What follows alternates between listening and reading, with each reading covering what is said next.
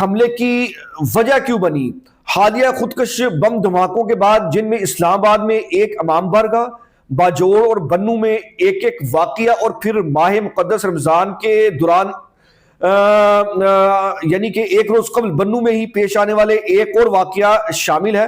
پاکستان کے پاس اس امر کے حتمی شواہد موجود ہے کہ یہ دہشت گردی کی کارروائیاں افغانستان میں قائم خوارج کی قیادت اور ہینڈلرز کی ایما پر انجام دی گئی۔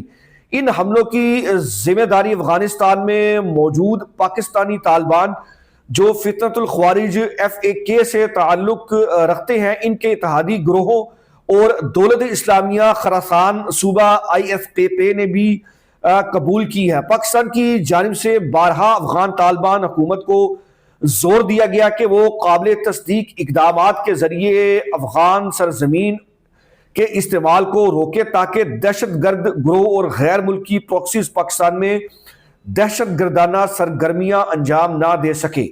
تاہم افغان طالبان حکومت ان کے خلاف کوئی ٹھوس کارروائی کرنے میں ناکام رہی۔ پاکستان نے ہمیشہ خطے میں امن و استحکام برقرار رکھنے کی کوشش کی ہے، تاہم اپنے شہریوں کی جان و مال کا تحفظ ہماری اولین ترجیح ہے، یہ اس پریس ریلیز میں کہا گیا ہے۔